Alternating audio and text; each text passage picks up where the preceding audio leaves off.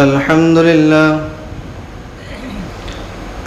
لله نحمده ونستعينه ونستغفره ونؤمن به ونتوكل عليه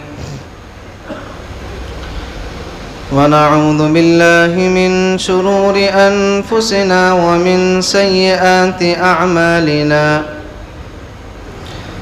من يهده الله فلا مضل له ومن يضلله فلا هادي له ونشهد أن لا إله إلا الله وحده لا شريك له ونشهد أن سيدنا وسندنا وإمامنا وشفيعنا ومولانا محمدا عبده ورسوله قال الله تبارك وتعالى في القرآن الكريم أعوذ بالله من الشيطان الرجيم بسم الله الرحمن الرحيم إنما التوبة على الله للذين يعملون السوء بجهالة ثم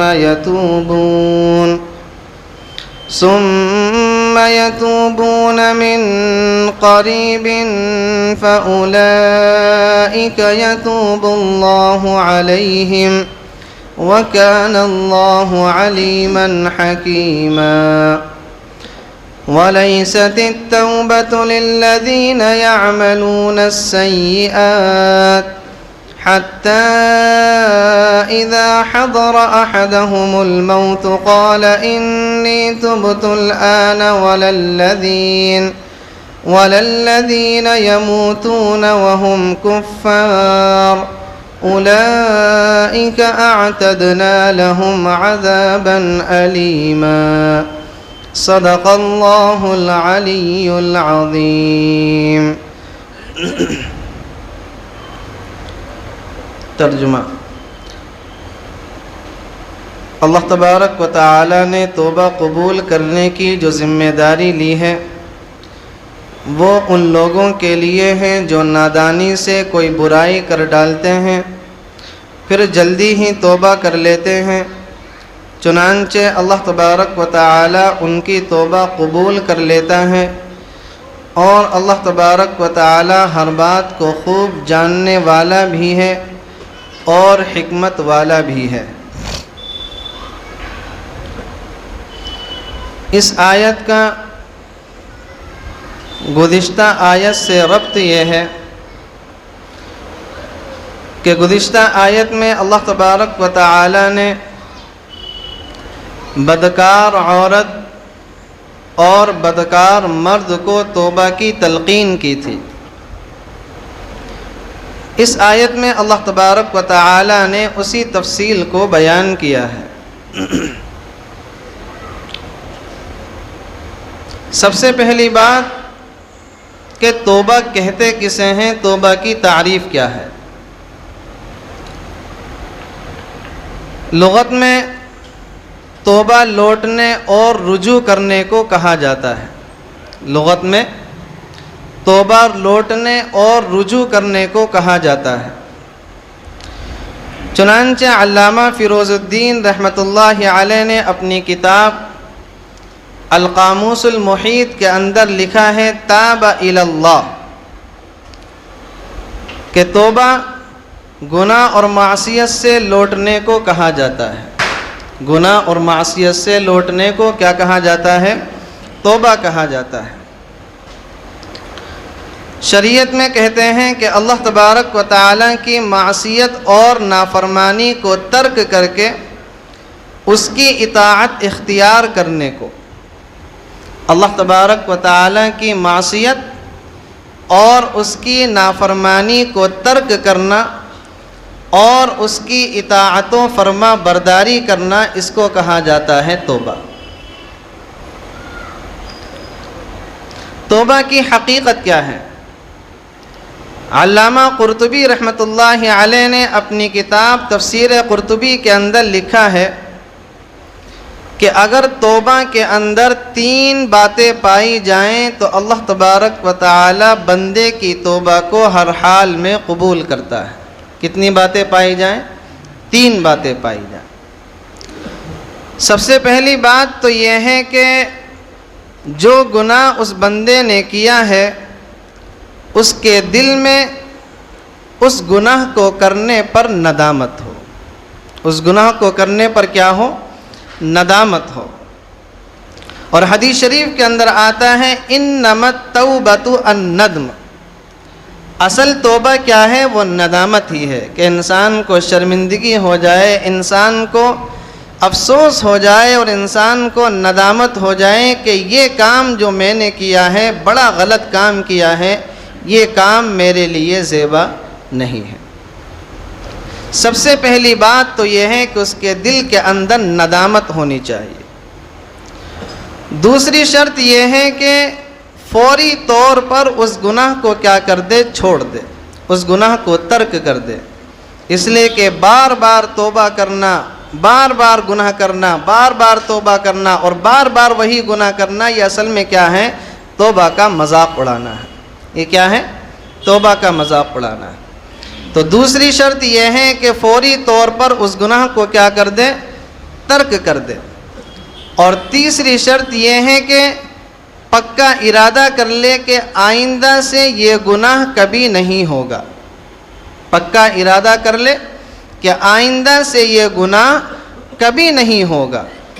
لہذا اگر اس کی کچھ نمازیں چھوٹ گئی ہوں تو اپنی نمازوں کو قضا کرے، روزے چھوٹ گئے ہوں تو روزوں کو قضا کرے، زکوٰۃ گزشتہ سالوں کی نہیں دی ہے تو اپنی زکوٰۃ کو ادا کرے، گزشتہ زندگی کے اندر جو گناہ ہوئے ہیں ان گناہوں پر پکی توبہ کر لے کہ یا اللہ میری توبہ، آئندہ سے میں ان گناہ کے قریب بھی نہیں جاؤں گا۔ جب توبہ کے اندر یہ 3 شرطیں اور یہ 3 باتیں پائی جائیں گی تو اللہ تبارک و تعالی اس کی توبہ کو ہر حال میں قبول کرے گا۔ اور ان 3 شرطوں میں سے کوئی ایک شرط بھی ختم ہو جائے، دل کے اندر ندامت نہ ہو، کیا ہو؟ اللہ تبارک و تعالیٰ کو دھوکہ دینا ہو کہ سب کو دکھانے کے لیے، گھر والوں کو دکھانے کے لیے، محلے والوں کو دکھانے کے لیے کیا ہے؟ توبہ کی جا رہی ہے، ندامت نہیں ہے، ہٹ دھرمی ہے اس پر۔ یا اسی طریقے سے جس گناہ کی توبہ کر رہا ہے اس کو چھوڑنے کا ارادہ نہیں ہے بلکہ بار بار اس گناہ کو کیے جا رہا ہے، تو یہ کیا ہے؟ توبہ کا مذاق اڑانا ہوا۔ یا دل سے توبہ تو کر رہا ہے لیکن دل کے اندر یہ بھی ارادہ کر رہا ہے کہ آئندہ سے موقع ملا تو یہ گناہ ضرور کروں گا، اس گناہ کے ضرور قریب جاؤں گا۔ تو ان وجہ سے بھی کیا ہے؟ بندے کی توبہ کو اللہ تبارک و تعالی رد کر دیا کرتے ہیں۔ جب توبہ کے اندر 3 باتیں ہوں، دل کے اندر ندامت ہو، فوری طور پر اس گناہ کو چھوڑ دے اور آئندہ سے اس گناہ کو نہ کرنے کا ارادہ کریں، جب یہ 3 شرطیں پائی جاتی ہیں، علامہ قرطبی رحمۃ اللہ علیہ نے اپنی تفسیر میں لکھا ہے کہ پھر ہر حال میں اللہ تبارک و تعالی اس بندے کی توبہ کو قبول کیا کرتا ہے۔ اچھا، گناہوں پر اقدام کے اعتبار سے، گناہوں پر چلنے کے اعتبار سے بھی 3 قسمیں ہیں۔ پہلی قسم کہ بندہ کوئی گناہ کرے ہی نہیں، بندہ سرے سے کوئی گناہ کرے ہی نہیں، یہ انبیاء اور رسولوں والی صفت ہے۔ کون سی صفت ہے یہ؟ انبیاء والی اور صلحاء اور صالحین والی یہ صفت ہے۔ دوسری صورت یہ ہے کہ بندہ گناہ کر رہا ہے، دل کے اندر ندامت بھی نہیں ہے اور اللہ تبارک و تعالیٰ سے توبہ بھی نہیں کرتا، یہ شیطانوں والی صفت ہے۔ گناہ کر رہا ہے، دل میں ندامت بھی نہیں ہے اور اللہ تبارک و تعالیٰ سے توبہ بھی نہیں کرتا، تو یہ کون سی صفت ہے؟ شیطانوں والی صفت ہے۔ تیسری صفت کہ انسان سے گناہ ہو جاتا ہے لیکن فوراً اللہ تبارک و تعالیٰ سے توبہ کر لیتا ہے، چاہے وہ گناہ جان بوجھ کر کیا ہو یا گناہ وہ دھوکے سے کیا ہو، تو اللہ تبارک و تعالیٰ اس بندے کی توبہ کو کیا کر لیتا ہے؟ قبول کر لیتا ہے۔ اور یہ عام انسانوں والی صفت ہے، اسی صفت کو اللہ تبارک و تعالیٰ نے بیان کیا ہے کہ انما التوبۃ علی اللہ للذین یعملون السوء۔ جو گناہ انسان سے انجانے میں ہو جائے بھولے سے ہو جائے اللہ تبارک و تعالیٰ اس گناہ کی توبہ کو قبول کر لیا کرتا ہے۔ اچھا، جو گناہ انسان نے جان بوجھ کر کیا ہو، کیا اس گناہ کی بھی اللہ تبارک و تعالیٰ توبہ قبول کر لیتا ہے؟ مفسرین، محدثین، صحابہ کرام اور تابعین کی تمام رائوں کو اگر جوڑا جائے، اس کا خلاصہ یہ نکلتا ہے کہ اللہ تبارک و تعالیٰ اس بندے کی توبہ کو بھی قبول کر لیتا ہے، لیکن اس چیز کو اللہ تبارک و تعالیٰ نے قرآن کریم میں بیان نہیں کیا ہے۔ کیوں؟ اس لیے کہ اللہ تبارک و تعالیٰ نامناسب بات کو قرآن میں بیان نہیں کیا کرتا ہے۔ جیسا کہ طلاق کا معاملہ ہے، اللہ تبارک و تعالیٰ نے قرآن کریم میں فرمایا ہے الطلاق مرتان، 2 طلاقوں کو اللہ تبارک و تعالیٰ نے قرآن کریم میں بیان کیا ہے، تیسری طلاق کو بیان نہیں کیا۔ اس طلاق کی سزا کیا ہوگی، اس سزا کو بیان کیا ہے کہ اگر تیسری طلاق بھی دے ڈالی تو پھر اس کی صورت یہ ہے کہ انسان کیا ہے، حلالہ کرے گا۔ اس کو کیا کرنا پڑے گا؟ اس کی بیوی کو حلالہ کرنا پڑے گا۔ تو تیسری طلاق کا ذکر نہیں کیا، اس کی سزا کا ذکر کیا۔ کیوں؟ اس لیے کہ اللہ تبارک و تعالیٰ کی عادت یہ ہے کہ نامناسب بات کو بیان نہیں کیا کرتا۔ اسی طریقے سے اس آیت کے اندر اللہ تبارک و تعالیٰ نے اس چیز کو بیان نہیں کیا کہ جو بندہ جان بوجھ کر گناہ کرے کہ ہم اس کی بھی توبہ کو قبول کر لیں گے، جو بندہ انجانے میں گناہ کر ڈالے اس کی توبہ کو تو قبول کریں گے، لیکن دوسری والی بات کو بیان نہیں کیا۔ لیکن صحابہ کرام کی، تابعین کی، تبع تابعین کی، مفسرین، محدثین، سب کی رائے یہی ہے کہ اللہ تبارک و تعالی جان بوجھ کر گناہ کرنے والے کی توبہ کو بھی قبول کر لیا کرتا ہے۔ اور چنانچہ ایسے واقعات احادیث کی کتابوں کے اندر اور تاریخ کی کتابوں کے اندر بھرے پڑے۔ پیغمبر علیہ السلام کے ایک صحابی ہیں حضرت ثعلبہ بن عبد الرحمن رضی اللہ عنہ، اور یہ پیغمبر علیہ السلام کے ہاتھ پر مسلمان ہو گئے تھے۔ آپ علیہ السلام کی خدمت پر مامور تھے۔ ایک مرتبہ پیغمبر علیہ السلام نے ان کو کسی کام سے باہر بھیجا، اور حضرت ثعلبہ رضی اللہ عنہ پیغمبر علیہ السلام کے کام سے باہر تشریف لے گئے۔ راستے میں ایک انصاری صحابی کا مکان تھا۔ حضرت ثعلبہ رضی اللہ عنہ کی جو نظر تھی وہ مکان کے اندر پڑ گئی، دروازے کے اندر پڑ گئی، اور ان انصاری صحابی کی جو بیوی تھی وہ اس وقت غسل کر رہی تھی، اور ان کی نظر جو تھی اس عورت پر پڑ گئی۔ اور حضرت ثعلبہ رضی اللہ عنہ کی جب نظر پڑی، بعد میں اتنا افسوس ہوا کہ پیغمبر علیہ السلام نے جس کام سے بھیجا تھا، پیغمبر علیہ السلام کے پاس لوٹ کر نہیں آئے، مدینہ المنورہ کے پہاڑوں میں چلے گئے، رونے لگے، گڑ گڑانے لگے، اللہ تبارک و تعالیٰ سے معافیاں مانگنے لگے کہ یا اللہ، پیغمبر علیہ السلام نے مجھے کس کام سے بھیجا تھا اور میں نے کیا کام کر ڈالا۔ روایتوں کے اندر آتا ہے کہ 40 دن تک مدینہ المنورہ کے پہاڑوں میں اللہ تبارک و تعالیٰ سے توبہ مانگتے رہے، اللہ تبارک و تعالیٰ کے سامنے گڑ گڑاتے رہے۔ پیغمبر علیہ السلام کے پاس ایک روز حضرت جبرائیل علیہ السلام تشریف لائے اور کہا کہ آپ کا ایک جانثار صحابی ثعلبہ جو ہے وہ مدینہ المنورہ کے پہاڑوں میں اللہ تبارک و تعالیٰ سے توبہ کر رہا ہے، ثعلبہ کو بلا لو اور کہہ دو کہ اللہ تعالیٰ نے تمہاری توبہ کو قبول کر لیا ہے۔ چنانچہ پیغمبر علیہ السلام نے سیدنا حضرت عمر فاروق رضی اللہ عنہ اور سیدنا حضرت سلمان فارسی رضی اللہ عنہ، ان دونوں صحابہ کرام کو بھیجا اور کہا کہ ثعلبہ کو بلا کر لے کر آؤ۔ یہ دونوں صحابی مدینہ المنورہ کے پہاڑوں کی طرف چل پڑے۔ راستے میں ایک زفافہ نام کا چرواہا تھا جو اس علاقے کے اندر بکریوں کو چرایا کرتا تھا۔ ان دونوں حضرات نے اس چرواہے سے پوچھا، کیا تم نے ان پہاڑوں میں کسی آدمی کو دیکھا ہے؟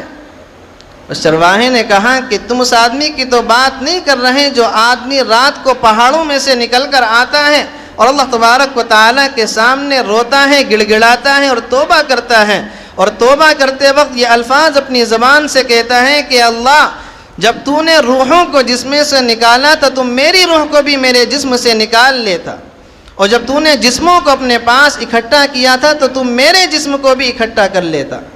یہ الفاظ وہ اپنی زبان سے کہا کرتا اور کہتا کہ یا اللہ تو میرے حساب کو قیامت تک مؤخر ہی نہیں کرتا، میرا حساب و کتاب تو ابھی ہی لے لیتا۔ کہا کہ ہاں ہم اسی کی بات کر رہے ہیں، تو کہا کہ ابھی آپ ٹھہریں، جب رات ہوگی تو وہ نوجوان جو ہے رات کے اندھیرے میں نکل کر اللہ تبارک و تعالیٰ کے سامنے روئے گا۔ چنانچہ رات کا کچھ اندھیرا ہوا تو حضرت ثعلبہ رضی اللہ عنہ پہاڑوں کے درمیان میں سے نکل کر آئے اور زور زور سے وہ الفاظ پکارنے لگے، اے روحوں کو نکالنے والے، تو نے میری روح کو کیوں نہیں نکالا؟ اے جسموں سے روح کو جدا کرنے والے، تو نے میرے جسم سے روح کو جدا کیوں نہیں کیا؟ اور تو نے میرے حساب و کتاب کو قیامت تک کے لیے کیوں مؤخر کر دیا؟ یہ دونوں حضرات حضرت ثعلبہ رضی اللہ عنہ کے پاس پہنچے، دیکھتے ہی چونک گئے، کہا کہ کیا پیغمبر علیہ السلام کو میرے گناہ کے بارے میں پتہ چل گیا؟ ان دونوں حضرات نے کہا کہ گناہ کے بارے میں تو معلوم نہیں، لیکن کل سے پیغمبر علیہ السلام تمہیں تلاش کروا رہے ہیں، آؤ پیغمبر علیہ السلام کے پاس چلتے ہیں۔ حضرت ثعلبہ رضی اللہ عنہ نے کہا کہ پھر میری ایک شرط ہے کہ میں پیغمبر علیہ السلام کے پاس اس حال میں جاؤں گا کہ آپ علیہ السلام اس وقت نماز پڑھا رہے ہوں گے، میری اتنی ہمت نہیں ہے کہ پیغمبر علیہ السلام کا سامنا کر سکوں۔ چنانچہ دونوں حضرات حضرت ثعلبہ رضی اللہ عنہ کو لے کر مسجد نبوی کے اندر آئے اور پیغمبر علیہ السلام اس وقت نماز پڑھانے میں مشغول تھے۔ حضرت ثعلبہ رضی اللہ عنہ نے جب 40 دن کے بعد پیغمبر علیہ السلام کی قرأت سنی اور وہ قرآن کے الفاظ حضرت ثعلبہ رضی اللہ عنہ کے کانوں میں پڑے تو نماز کی حالت میں بے ہوش ہو کر زمین پر گر گئے۔ نماز کے بعد پیغمبر علیہ السلام نے ان کو اٹھانے کے بعد کہا کہ ثعلبہ کیا ہوا تھا؟ کہا کہ اللہ کے نبی مجھ سے ایسا گناہ ہو گیا۔ آپ علیہ السلام نے فرمایا جاؤ گھر جا کر آرام کرو۔ چنانچہ حضرت ثعلبہ رضی اللہ عنہ گھر آ گئے، لیکن چونکہ اس گناہ کا طبیعت پر اثر موجود تھا اور گھر جانے کے بعد پھر بیمار پڑ گئے، 8 دن تک مسجد کے اندر تشریف نہیں لائے۔ پیغمبر علیہ السلام کو خبر دی گئی کہ اللہ کے نبی ثعلبہ پھر 8 دن سے بیمار ہیں۔ پیغمبر علیہ السلام گھر پر تشریف لائے تو دیکھا کہ بخار ہے۔ آپ نے حضرت ثعلبہ رضی اللہ عنہ کا سر اپنی گود میں رکھا اور کہا کہ ثعلبہ کیا حال ہے؟ حضرت ثعلبہ رضی اللہ عنہ نے کہا کہ اللہ کے نبی حال کیا ہے؟ بس ایسا محسوس ہو رہا ہے کہ میرے پورے جسم میں، کھال میں، گوشت میں ایسا لگ رہا ہے کہ جیسے کہ چونٹیاں رینگ رہی ہوں۔ کہا کہ ثعلبہ کیا چاہتے ہو؟ کہا کہ اللہ کے نبی آپ اللہ تبارک و تعالیٰ سے میرے لیے مغفرت کی دعا کر دیں، بس یہی چاہتا ہوں۔ پیغمبر علیہ السلام نے مغفرت کی دعا فرمائی اور حضرت ثعلبہ رضی اللہ عنہ پیغمبر علیہ السلام کی گود میں سر رکھے اس دنیا سے رخصت ہو گئے۔ آپ نے حضرت ثعلبہ رضی اللہ عنہ کا جنازہ تیار کیا، ان کو غسل دیا، کفن دیا۔ جب آپ حضرت ثعلبہ رضی اللہ عنہ کے جنازے میں شریک تھے تو صحابہ کرام نے پیغمبر علیہ السلام کو دیکھا کہ آپ اپنا پورا پیر زمین پر نہیں رکھ رہے ہیں بلکہ پنجوں کے بل چل رہے ہیں۔ صحابہ کرام نے پیغمبر علیہ السلام سے کہا کہ اللہ کے نبی آپ زمین پر پورا پیر کیوں نہیں رکھ رہے ہیں، آپ پنجوں کے بل کیوں چل رہے ہیں؟ پیغمبر علیہ السلام نے فرمایا اللہ تبارک و تعالی نے حضرت ثعلبہ کی توبہ کو قبول کر لیا ہے اور آسمان سے حضرت ثعلبہ کے جنازے میں فرشتوں کی اتنی بڑی تعداد آئی ہے کہ مجھے زمین پر پورا پیر رکھنے کی گنجائش نہیں مل رہی، اس لیے پنجوں کے بل چل رہا۔ انما التوبۃ علی اللہ، بے شک اللہ تبارک و تعالی ان لوگوں کی ہی توبہ قبول کر لیا کرتا ہے جن کے دلوں کے اندر اس گناہ پر ندامت ہوتی ہے۔ حضرت ثعلبہ رضی اللہ عنہ کا گناہ دیکھیں اور اس گناہ کے کرنے کا ان کی طبیعت پر اثر دیکھیں کہ حضرت ثعلبہ رضی اللہ عنہ کی جب تک توبہ قبول نہیں ہوئی حضرت ثعلبہ رضی اللہ عنہ کو چین نہیں آیا۔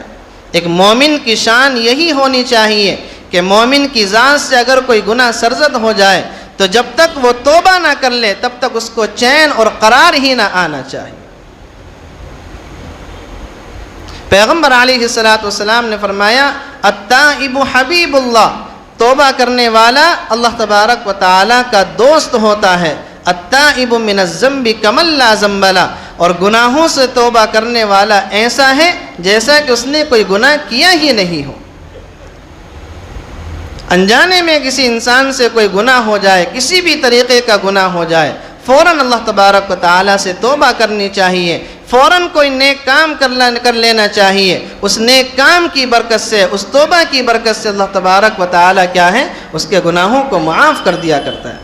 اور بندہ یہ نہیں دیکھے کہ میرا گناہ کتنا بڑا ہے، یہ دیکھنا چاہیے کہ میں جس ذات سے توبہ کر رہا ہوں وہ ذات کتنی بڑی ہے، جس ذات سے میں توبہ کر رہا ہوں وہ ذات کتنی بڑی ہے، وہ ذات کتنی غفور الرحیم ہے، اور وہ ذات کتنی توبہ کو قبول کرنے والی ہے۔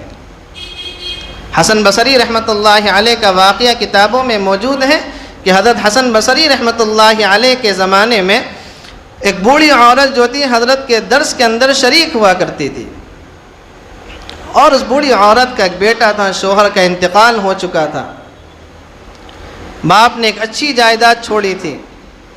تو بوڑھی عورت کبھی کبھی اپنے بیٹے کو حضرت حسن بصری رحمۃ اللہ علیہ کی مجلس میں لایا کرتی تھی، اور حضرت حسن بصری رحمۃ اللہ علیہ اس کو سمجھایا کرتے تھے، بتایا کرتے تھے، نصیحت کیا کرتے تھے، لیکن اس کی طبیعت پر اس کا کوئی اثر نہیں ہوا کرتا تھا۔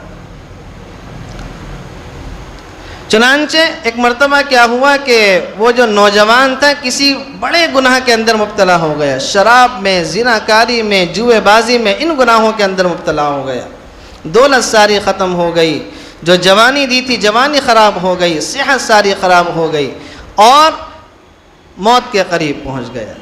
جب اس نے دیکھ لیا کہ اب موت قریب ہے تو اس نے اپنی ماں سے کہا کہ میں اب توبہ کرنا چاہتا ہوں، اللہ تبارک و تعالیٰ سے اپنے معاملے کو صاف کرنا چاہتا ہوں۔ ماں تو انتظار میں تھی، حضرت حسن بصری رحمۃ اللہ علیہ کے پاس پہنچ گئی، دروازہ کھٹکھٹایا، حضرت کھانا کھا کر ابھی لیٹے تھے، قیلولہ کر رہے تھے، اور قیلولہ کرنے کے بعد پھر حضرت کو درس دینا ہوتا تھا، تو حضرت نے تھکاوٹ کی وجہ سے انکار کر دیا۔ اس نے کہا کہ میرا بیٹا ہے جو توبہ کرنا چاہتا ہے اور اللہ تبارک و تعالیٰ سے صلح کرنا چاہتا ہے۔ حضرت حسن بصری رحمۃ اللہ علیہ نے سوچا کہ اس سے پہلے بھی اس کو بہت ساری نصیحتیں کی ہیں، بہت سمجھایا ہے، ہو سکتا ہے کہ اب بھی نہ مانے۔ حسن بصری رحمۃ اللہ علیہ نے انکار کر دیا۔ وہ بوڑھی عورت جو ہے اپنے گھر پہنچی اور بیٹے سے کہنے لگی کہ اب تو تیری حالت بھی یہ ہو گئی ہے کہ حسن بصری رحمۃ اللہ علیہ نے بھی تیری صورت کو دیکھنے سے انکار کر دیا۔ چنانچہ اس بیٹے نے اپنی ماں کو 2 وصیتیں کی، کہا کہ ماں جب میں مر جاؤں تو میرے مرنے کے بعد سب سے پہلا کام یہ کرنا کہ اپنا دوپٹہ میرے گلے کے اندر پھندا بنا کر ڈال دینا، اور مجھے بصرے کی گلیوں کے اندر گھسیٹنا، تاکہ لوگوں کو پتہ چل جائے کہ جو بندہ اللہ تبارک و تعالیٰ کا باغی ہوتا ہے، اللہ تبارک و تعالیٰ کا نافرمان ہوتا ہے، اس کی سزا یہی ہوا کرتی۔ اور میری دوسری وصیت یہ ہے کہ مجھے مسلمانوں کے قبرستان میں دفن نہیں کرنا، کہ میری وجہ سے، میرے گناہوں کی نحوست کی وجہ سے، میری معصیت کی نحوست کی وجہ سے گناہوں کا جو اثر ہے، عذاب کا جو اثر ہے، وہ کہیں اور مردوں کو جھیلنا نہ پڑے، اس لیے مجھے عام مسلمانوں کے قبرستان میں دفن نہیں کرنا۔ ادھر اس شخص کا انتقال ہوا، اس کی روح پرواز ہوئی، ادھر حضرت حسن بصری رحمۃ اللہ علیہ کو خواب میں ایک آواز آتی ہے، اور حضرت حسن بصری رحمۃ اللہ علیہ الٹے پاؤں اس بڑھیا کے گھر پہنچتے ہیں، دروازہ کھٹکھٹاتے ہیں۔ کون؟ کہا کہ حضرت حسن بصری، کیوں آئے ہو؟ کہا کہ آپ کے بیٹے کو غسل کفن دینے کے لیے آیا ہوں۔ اس بڑھیا نے دروازہ کھولا، اور کھولنے کے بعد کہا کہ آپ نے تو انکار کر دیا تھا، آپ نے تو منع کر دیا تھا۔ حضرت حسن بصری رحمۃ اللہ علیہ نے کہا کہ ہاں میں نے انکار کر دیا تھا، لیکن تمہارے جانے کے بعد مجھے خواب میں اللہ تبارک و تعالیٰ کی طرف سے ایک آواز سنائی دی، اور اللہ تبارک و تعالیٰ نے مجھ سے کہا کہ حسن، اس نوجوان نے مجھ سے توبہ کر لی ہے، اس نے مجھ سے اپنے معاملے کو صاف کر لیا ہے، اور میں نے بھی اس کی توبہ کو قبول کر لیا ہے، لہٰذا اب وہ نوجوان کوئی عام انسان نہیں ہے، میرا ولی، میرا دوست بن چکا ہے، جاؤ میرے ولی اور میرے دوست کی جنازہ پڑھا کر آؤ، اس کو غسل کفن کا اس کا انتظام کرو۔ چنانچہ حضرت حسن بصری رحمۃ اللہ علیہ نے اس کو غسل دیا، کفن دینے کے بعد حضرت نے اس کی نماز جنازہ پڑھائی اور پھر قبر میں خود اس کو اتارنے کے لیے اترے۔ تو آدمی یہ نہ سوچے کہ میرا گناہ کتنا بڑا ہے، فوراً اللہ تبارک و تعالیٰ سے توبہ کر لیں۔ اللہ تبارک و تعالیٰ قرآن کریم میں ایک جگہ فرماتا ہے، یا ایھا الذین آمنوا توبوا الی اللہ توبۃ نصوحا، ایمان والوں اللہ تبارک و تعالیٰ کے سامنے توبہ کرو، اور توبہ کون سی؟ توبۃ نصوحا، سچے دل سے توبہ کرو۔ عسیٰ ربکم ان یکفر عنکم سیئاتکم، ممکن ہے کہ وہ ذات بہت بڑی ہے، وہ تمہارے تمام گناہوں کو معاف کر دے۔ وَيُدْخِلْكُمْ جَنَّاتٍ تَجْرِي مِن تَحْتِهَا الْأَنْهَارُ، اور تمہیں ایسی جنت کے اندر داخل کر دے جس جنت کے نیچے نہریں بہہ رہی ہوں گی، جس جنت کے نیچے نہریں بہہ رہی ہوں گی۔ اور ایک جگہ قرآن کریم میں اللہ تبارک و تعالیٰ فرماتا ہے، قُلْ يَا عِبَادِيَ الَّذِينَ أَسْرَفُوا عَلَىٰ أَنفُسِهِمْ لَا تَقْنَطُوا مِن رَحْمَةِ اللَّهِ، اے میرے وہ بندو جنہوں نے گناہ کر کے اپنی جانوں پر ظلم کیا، جنہوں نے گناہ کر کے اپنی جانوں پر ظلم کیا، لا تقنطوا من رحمت اللہ، میری رحمت سے نا امید ہونے کی، مایوس ہونے کی ضرورت نہیں ہے۔ ان اللہ یغفر الذنوب جميعا، بے شک اللہ تبارک و تعالی تمہارے تمام گناہوں کو معاف کر دے گا۔ تمہارے گناہ اگر سمندر کے جھانک کے برابر بھی ہوں گے تب بھی معاف ہوں گے، تمہارے گناہ اگر درخت کے پتوں کے برابر بھی ہوں گے تب بھی معاف ہوں گے، تمہارے گناہ اگر ریت کے ذرات کی برابر بھی ہوں گے تب بھی معاف ہوں گے، لیکن شرط یہ ہے کہ اللہ تبارک و تعالیٰ کے سامنے سچے اور پکے دل سے توبہ کرنی۔ چنانچہ اس شخص کی توبہ کو اللہ تبارک و تعالیٰ نے قبول کر لیا، اور اسی چیز کو اللہ تبارک و تعالیٰ نے یہاں پر بیان کیا ہے، فَأُولَٰئِكَ يَتُوبُ اللَّهُ عَلَيْهِمْ وَكَانَ اللَّهُ عَلِيمًا حَكِيمًا وَلَيْسَتِ التَّوْبَةُ لِلَّذِينَ يَعْمَلُونَ السَّيِّئَاتِ، توبہ کی قبولیت ان کے لیے نہیں ہے جو برے کام کیے جاتے ہیں، یعنی بار بار برے کام کیے جاتے ہیں، بار بار برے کام کیے جاتے ہیں، یہ توبہ کا مذاق اڑانا ہے۔ حَتَّى إِذَا حَضَرَ أَحَدَهُمُ الْمَوْتُ قَالَ إِنِّي تُبْتُ الْآنَ وَلَا الَّذِينَ يَمُوتُونَ وَهُمْ كُفَّارٌ، یہاں تک کہ جب ان میں سے کسی پر موت کا وقت آ کھڑا ہوتا ہے تو وہ کہتا ہے کہ میں نے اب توبہ کر لی، اور نہ ان کے لیے ہیں جو کفر کی حالت میں مر جاتے ہیں۔ اولئک اعتدنا لهم عذابا الیما، ایسے لوگوں کے لیے ہم نے دکھ دینے والا عذاب تیار کر رکھا ہے۔ توبہ دو لوگوں کے لیے نہیں ہے، کن کے لیے نہیں ہے؟ دو لوگوں کے لیے نہیں ہے۔ ایک اس شخص کے لیے کہ کسی انسان پر موت کا وقت آ کھڑا ہو، اس کو نظر آ جائے کہ اب میری موت ہر حال میں ممکن ہے، جس کو کہتے ہیں حالت غرغرہ۔ کس کو کیا کہتے ہیں؟ حالت غرغرہ۔ غرغرے کی حالت میں کوئی انسان توبہ کرے، اللہ تبارک و تعالیٰ اس کی توبہ کو قبول نہیں کرتا۔ اور غرغرہ کسے کہتے ہیں؟ کہ انسان کی روح اس کے جسم سے نکل کر حلق تک آ جائے، اور حلق تک آنے کی وجہ سے اس کو پھندے لگنے لگے، اس کو جھٹکے لگنے لگے، اس کو جو ہے کھانسی آنے لگے، اس کو کہتے ہیں حالت غرغرہ۔ اور جب موت اور جب روح انسان کے حلق تک آ جائے پھر وہ انسان توبہ کرے، اللہ تبارک و تعالیٰ اس کی توبہ کو قبول نہیں کرتا۔ غرغرے کی حالت سے پہلے کتنا بھی بڑا گنہگار ہو، کتنا بھی بڑا پاپی ہو، اللہ تبارک و تعالیٰ اس کی توبہ کو قبول کر لیا کرتا ہے۔ اور حالت غرغرہ میں توبہ قبول نہیں ہوتی، جیسے فرعون کی نہیں ہوئی۔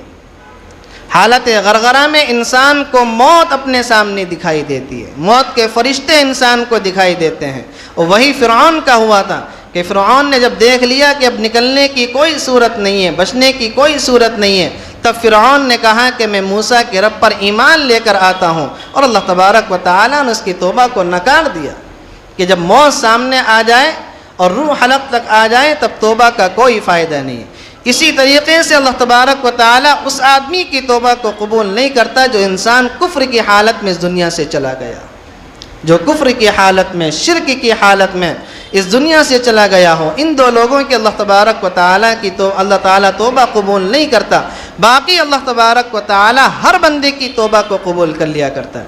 چنانچہ حدیث شریف کے اندر آتا ہے کہ کچھ صحابہ کرام پیغمبر علیہ الصلاۃ والسلام کے پاس بیٹھے ہوئے تھے اور کہا کہ اللہ کے نبی، کوئی انسان 1 سال پہلے اپنے گناہوں سے توبہ کر لے تو کیا اللہ تعالیٰ اس کی توبہ کو قبول کر لیتا؟ آپ نے فرمایا ہاں قبول کر لیتا۔ تفسیر ابن کثیر کے اندر یہ روایت موجود ہے۔ آپ نے فرمایا ہاں کوئی بندہ 1 سال پہلے توبہ کر لے قبول کر لیتا۔ آپ نے فرمایا کوئی اگر 1 مہینہ پہلے توبہ کر لے تو کیا تب بھی اس کی توبہ قبول ہو جاتی ہے؟ آپ نے فرمایا ہاں تب بھی اس کی توبہ قبول ہو جاتی ہے۔ ایک اور صحابی پاس میں بیٹھے، انہوں نے کہا کہ اللہ کے نبی اگر کوئی 1 ہفتہ پہلے توبہ کر لے کیا تب بھی قبول ہو جاتی ہے؟ آپ نے فرمایا کہ ہاں تب بھی قبول ہو جاتی ہے۔ ایک اور صحابی بیٹھے ہوئے تھے، کہا کہ اللہ کے نبی اگر کوئی 1 دن پہلے توبہ کر لے تب بھی قبول ہو جاتی ہے؟ پیغمبر علیہ الصلاۃ نے فرمایا ہاں تب بھی قبول ہو جاتی ہے۔ خلاصہ یہ نکلا کہ جو انسان موت سے پہلے اپنے گناہوں سے اللہ تبارک و تعالیٰ سے توبہ کر لے، اللہ تعالیٰ سے اپنے معاملے کو صاف کر لے، اللہ تعالیٰ سے صلح صفائی کر لے، اللہ تبارک و تعالیٰ اس کے ہر گناہ کو معاف کر دیا کرتا ہے، چاہے کتنا بڑا پاپی ہو، کتنا بڑا گنہگار ہو، کتنا بڑا خطا کار ہو، کتنا بڑا سیاہ کار ہو۔ اور جو انسان موت کا وقت آ جانے کے بعد، موت کا فرشتے سامنے آ جانے کے بعد توبہ کرے تب اللہ تبارک و تعالیٰ اس کی توبہ کو قبول نہیں کیا کرتا۔ اللہ تبارک و تعالیٰ سے دعا ہے اللہ تعالیٰ ہم سب کو کہنے سننے سے زیادہ عمل کرنے کی توفیق نصیب فرمائے، اور مرنے سے پہلے اللہ تبارک و تعالی ہم سب کو سچے پکے دل سے توبہ کرنے کی توفیق عطا فرمائے۔ وآخر دعوانا الحمد للہ رب العالمین۔ سبحان اللہ بحمدہ، سبحانک اللہم وبحمدک۔